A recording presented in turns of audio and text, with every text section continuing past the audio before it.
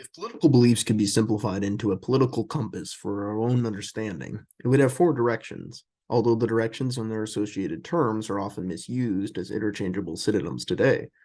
In reality, the directions represent very different ideologies, and their continued misuse may be leading to the erosion of non-dominant ideologies. I will attempt to offer a clear and concise definition of the four directions of the political compass to illustrate the plane at which we may plot our own beliefs.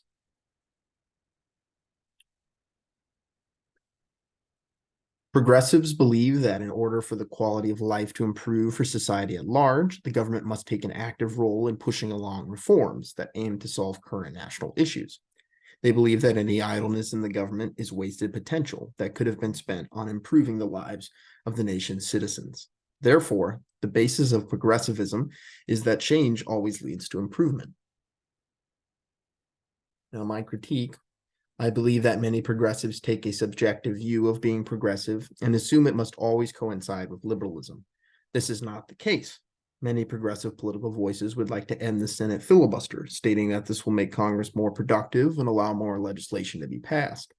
This thinking fails to recognize the possibility that the other directions on the political compass may later seize on this weakening of internal control to push through their own agenda. A progressive society is where change is instigated by the government, often for better or for worse. And it may seem strange to see a picture of Adolf Hitler under the word progressivism, but in the way of speed of legislation being passed in Germany and the nationalization of the industries, compared to the previous government, he made their government much more efficient, which also had drawbacks because it had less controls. And, that's a lot of the reason why all of those terrible things happened, of the Holocaust and other things, is because of the breakdown of controls. Now, moving on to conservatism. Conservatism is the opposite of progressivism in that conservatives believe that the government taking a more active role will lead to a decrease in the quality of life for the nation's citizens. Conservatism is predicated on the idea that the current laws and legal system are set up in a satisfactory way, and that any change to this system will create the potential for at least some citizens to experience a decrease in the quality of life. Now, my critique: measured changes are required to be made by the government in order for them to adapt to changes in technology that have already been adopted by the private market.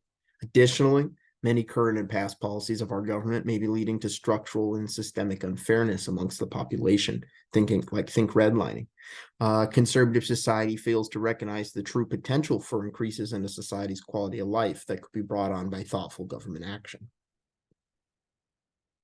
So the bottom line: a society lacking either progressivism or conservatism would be disastrous. The polarizing beliefs act to moderate each other and help maintain a functioning society. To me, a purely progressive society has been most clearly showcased by the French Revolution. After being ruled by a tyrannical monarchy for so long, the French people needed a change in their form of government in order to improve their citizens' lives and help them industrialize to catch up with rivals such as Great Britain. Very few people at this time advocated for continuation of the Bourbon monarchy without any meaningful reform, yet thousands of progressive French people were guillotined for being considered not progressive enough. The danger then of an overly progressive society is when a progressive or group of progressives believe that other citizens are not being progressive enough and are hamstringing the development of society into its ideal form. These progressives may then decide it is morally acceptable to put the ideals of an improved society on hold in an effort to remove any citizen or group acting as a roadblock to progress. The final result was radical revolutionaries themselves were being executed by other radical revolutionaries, simply because their view of how and what changes should occur differed. On the other hand, an overly conservative society draws out pain and suffering for some in exchange for the peace and security of others. Slavery and multifamily housing in America are examples of the unjustness of a conservative society. Many in the North in the decades leading up to the Civil War wanted to maintain the status quo and continue to allow the Southern states to enslave blacks in their territory as long as it meant keeping the Union together. They believed that the current benefits that the Union was offering were too great to risk losing the southern half of the country, so they were willing to turn a blind eye to the clear atrocity that is slavery. More contemporary, the lack of construction of multifamily housing in supposedly progressive California highlight the deep conservative underlying roots of the state and its regards to what private property rights mean to their residents. California defends private property rights so extremely that they believe that existing structures should be protected from potential decreases in value that may be caused by the construction of new buildings, particular ones which offer multifamily housing or a departure from the existing building types found in the area.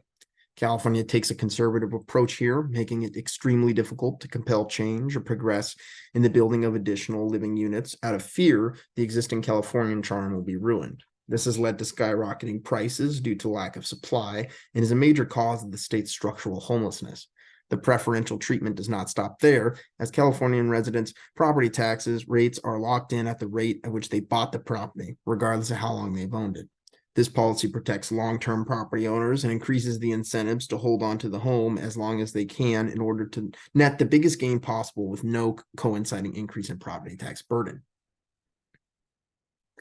Next, on to liberalism. Liberalism is the belief that the government should put policies in place to maximize the freedom of the individual to make their own decisions as long as it does not physically harm someone else or create a likely scenario where someone would be harmed. Liberals believe in the pursuit of creating a society of equal opportunity and unequal outcome.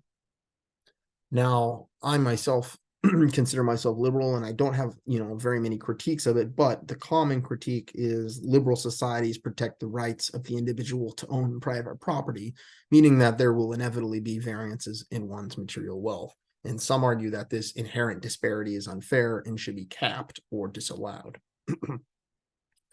Finally, we have Marxism, and this is the opposite of liberalism, and they believe that individual freedom should be curtailed if it means raising the quality of life of the nation's least well-off to a mean amount shared by all citizens. So my critique is progress is often attained by the extremes of society. And while increasing the mean standard of living for society should be an ongoing goal, there are more ways to increase this wealth than simply to forcibly redistribute it. In redistribution, there is no increase in societal wealth and productivity. In fact, to the contrary, there's a slight decrease in overall societal wealth due to the administrative cost of redistribution. The amount of total wealth can only increase with a coinciding increase in value of products and services offered and afforded. In my belief, it is best to have a liberal society that has an appropriate balance of progressivism and conservatism to allow the people of the nation to live their lives in the most productive, enjoyable, and mutually beneficial ways possible.